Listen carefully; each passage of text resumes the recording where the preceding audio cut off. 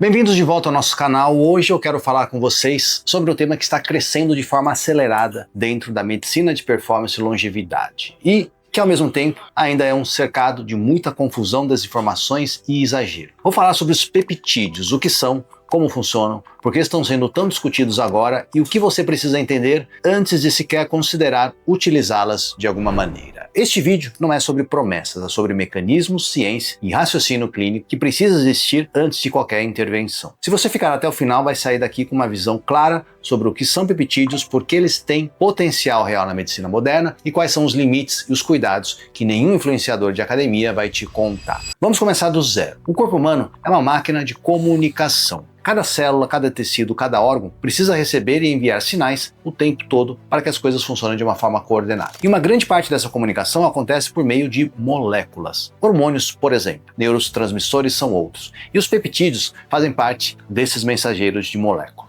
Mas eles têm umas características únicas que os tornam especialmente interessantes do ponto de vista terapêutico. O que são peptídeos? Literalmente uma cadeia curta de aminoácidos. Os aminoácidos são unidades que formam proteínas. Quando você tem 2 aminoácidos ligados, você tem um dipeptídeo. 3 aminoácidos, tripeptídeo. A partir de 50 aminoácidos, essas cadeias passam a ser chamadas de proteína. E os peptídeos ficam na faixa entre 2 a 50 aminoácidos, dependendo da definição utilizada. Essa distinção de tamanho não é só semântica. Ela tem uma consequência prática muito importante. Peptídeos são menores, mais específicos e frequentemente conseguem interagir com receptores muito mais precisos no nosso organismo, desencadeando respostas biológicas bastante direcionadas. Pensem neles como chaves moleculares. Cada peptídeo tem um formato e cada formato se encaixa numa fechadura igualmente específica dentro das células. O que torna isso fascinante é que o próprio corpo humano produz centenas, talvez milhares desses peptídeos de forma natural. Eles participam de praticamente todos os processos fisiológicos relevantes: regulação hormonal, respostas imunes, cicatrização, inflamação, cognição, metabolismo energético, sono, apetite, composição corporal. Quando você estuda peptídeos, você, na realidade, está estudando o seu próprio organismo. Agora, por que os peptídeos estão sendo tão discutidos nos últimos anos? Por que esse tema saiu do laboratório de pesquisa e chegou às conversas de consultório, às redes sociais, às academias de alto rendimento? E a resposta tem vários componentes. E é importante separar cada uma delas para entender o panorama completo. O primeiro componente é científico. Nas últimas 2 décadas, os avanços em bioquímica, biologia molecular e síntese química permitiram que pesquisadores criassem peptídeos sintéticos, moléculas que imitam ou potencializam a ação de peptídeos naturais dentro do organismo, ou que foram desenhadas para moldar vias biológicas específicas. Isso abriu um campo enorme de possibilidade terapêutica. Quando você vê um medicamento como semaglutida ou tirzepatida dominando as manchetes médicas pelo impacto no emagrecimento e controle glicêmico, saiba que eles são peptídeos, ou análogos peptídicos. São moléculas que imitam o GLP-1, por exemplo, que é um hormônio do nosso intestino de forma natural. O segundo componente é tecnológico. A capacidade de sintetizar peptídeos em escala laboratorial e de estudar a sua farmacocinética ficou muito mais acessível. Isso acelerou tanto pesquisas quanto, infelizmente, o mercado paralelo. Voltarei a esse ponto mais adiante, mas ele é crítico, tá? Terceiro componente é cultural. Existe hoje um movimento crescente de pessoas, atletas, executivos, entusiastas, que estão dispostos a ir além do que a medicina convencional oferece para otimizar sua performance, recuperação e envelhecimento. Os peptídeos entram exatamente nesse contexto como ferramentas com potencial real, mas que precisam de muito critério para serem utilizados com segurança. Vamos falar sobre como os peptídeos agem no corpo, porque entender o mecanismo é o que separa o uso inteligente do uso irresponsável. Os peptídeos exógenos, ou seja, os que são administrados de fora do organismo, eles são muitas vezes por injeção subcutânea ou outras vias. Funcionam, na maioria dos casos, interagindo com receptores específicos da membrana das nossas células. Quando o peptídeo se liga ao receptor, ele ativa uma cascata de sinalização intracelular. Pode resultar na liberação de hormônios, modulação de enzimas, regulação de expressões gênicas, estímulo de produção de proteínas, enfim, um emaranhado de outros fatores. Um exemplo muito estudado é o eixo do hormônio do crescimento. O hipotálamo produz o GHRH, que é o hormônio liberador do hormônio do crescimento, que sinaliza para a hipófise liberar GH. A hipófise também responde à grelina, que é um peptídeo produzido no estômago, e existem peptídeos sintéticos chamados de secretagogo do GH, como o ipamorelin e o CJC1295, que mimetizam esses sinais, estimulando a liberação pulsátil do GH de forma muito semelhante ao padrão fisiológico natural. Isso é muito diferente de injetar GH exógeno diretamente, que suprime o eixo endógeno, e esses detalhes de mecanismos fazem toda a diferença clínica. Outro exemplo é o BPC 157, Body Protection Compound 157, um peptídeo derivado de uma proteína encontrada no suco gástrico humano. Estudos em modelos animais mostram efeitos expressivos na cicatrização de tecidos, redução da inflamação local, proteção da mucosa gástrica e até neuroproteção. O mecanismo parece envolver modulação de vias do óxido nítrico e interação com receptores do sistema dopaminérgico e serotoninérgico. Os dados em seres humanos ainda são limitados, mas o perfil farmacológico é promissor o suficiente para justificar uma investigação clínica séria. Aqui preciso fazer uma pausa importante, porque existe uma armadilha enorme nessa área que compromete tanto a segurança quanto a credibilidade científica do campo. O mercado de peptídeos cresceu muito mais rápido do que a regulamentação conseguiu acompanhar. Na maioria dos países, incluindo o Brasil, a grande maioria dos peptídeos não tem aprovação regulatória para a utilização clínica humana. Isso significa que os peptídeos disponíveis no mercado, e há muitos vendidos abertamente em sites especializados ou em grupos de WhatsApps, não passaram pelo mesmo rigor de processo de validação de segurança, pureza e eficácia que o medicamento aprovado precisa cumprir. Isso tem consequências sérias. Você não sabe exatamente o que está comprando.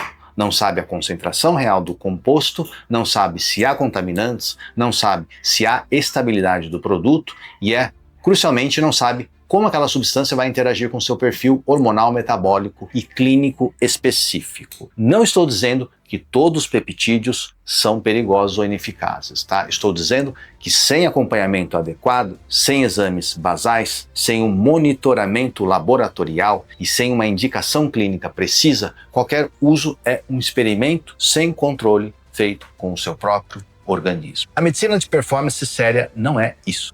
A medicina de precisão que defendo no canal é o oposto disso. É individualizado, baseado em dados, não em experimentação baseada em expectativa. Outro ponto que precisa ser desmistificado é a ideia de que peptídeos são uma solução isolada. Não. Nenhuma ferramenta terapêutica existe em um vácuo biológico. Se o seu sono está destruído, se você tem uma resistência insulínica não tratada, se os seus níveis de vitamina D estão abaixo de 30, se você tem hipotireoidismo subclínico, se o cortisol está cronicamente elevado, nenhum peptídeo do mundo vai produzir o resultado que você espera, porque o ambiente metabólico hormonal precisa estar favorável para que qualquer intervenção, por mais sofisticada que seja, funcione. Esse é o raciocínio do Destrave metabólico. Antes de ir para as ferramentas avançadas, você precisa corrigir o básico. Exames, diagnósticos, fundações sólidas. Só então as ferramentas mais específicas, sejam peptídeos, sejam otimização hormonal, sejam outras intervenções, fazem sentido e produzem resultados reais e sustentáveis. Agora vamos falar sobre áreas onde os peptídeos mostram mais promessa genuína, com base na literatura disponível até o momento. A primeira é a composição corporal e recuperação muscular. Secretagogos do GH, como ipamorelin, têm sido estudadas pelo potencial de melhorar a relação músculo-gordura, especialmente no contexto do envelhecimento, onde a secreção natural de GH declina. A perda de massa muscular, que a gente chama de sarcopenia, é um dos maiores determinantes de qualidade de vida e mortalidade em idades avançadas. Qualquer ferramenta que ajude a preservar ou reconstruir tecido muscular tem impacto direto em longevidade funcional. Segunda área é a recuperação e cicatrização tecidual. BPC 157 e TB500 são os mais estudados nesse contexto. Atletas de alto rendimento, pessoas que passaram por cirurgias ou indivíduos com lesões crônicas que não respondem bem a tratamentos convencionais representam uma população onde essas moléculas têm potencial real, desde que utilizadas com critério e acompanhamento.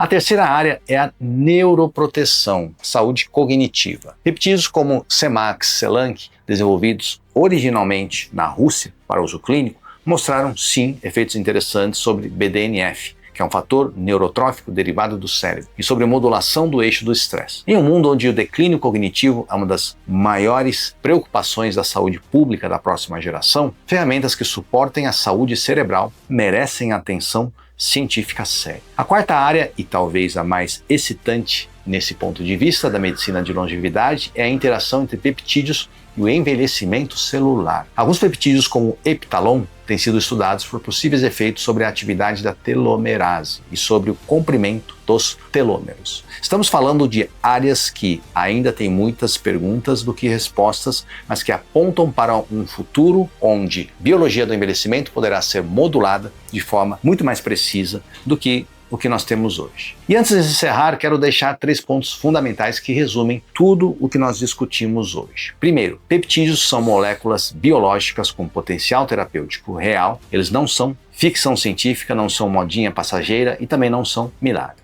São ferramentas com mecanismos de ação precisos que merecem respeito científico e rigor clínico. Segundo ponto, o contexto regulatório atual exige cautela. A maioria dos peptídeos não tem aprovação para uso humano nos canais regulares. Isso não significa que são necessariamente perigosos, mas significa sim que a responsabilidade de avaliar o risco-benefício recai sobre o médico e sobre o paciente, com mais peso do que em tratamentos convencionais. Um peptídeo sem acompanhamento médico especializado é assumir um risco que não precisa ser assumido. Terceiro ponto, nenhum peptídeo substitui a fundação. O que é a fundação? Sono, alimentação de qualidade, controle de estresse, equilíbrio hormonal, saúde metabólica, que são os alicerces. Peptídeos, eles são o teto, não o chão. E você constrói o teto somente depois de ter o chão. Nos próximos vídeos do canal vou mergulhar em peptídeos específicos, mecanismos, evidência, indicações clínicas e o que você precisa saber antes de qualquer conversa com o médico sobre esse tema. Se você quer continuar aprendendo sobre medicina de performance e longevidade com base em ciência real, se inscreva no nosso canal, ative o sininho e deixe aqui nos comentários qual desses peptídeos você mais ouviu falar. Tem curiosidade em entender melhor. Isso me ajuda a priorizar os próximos vídeos. Até a próxima!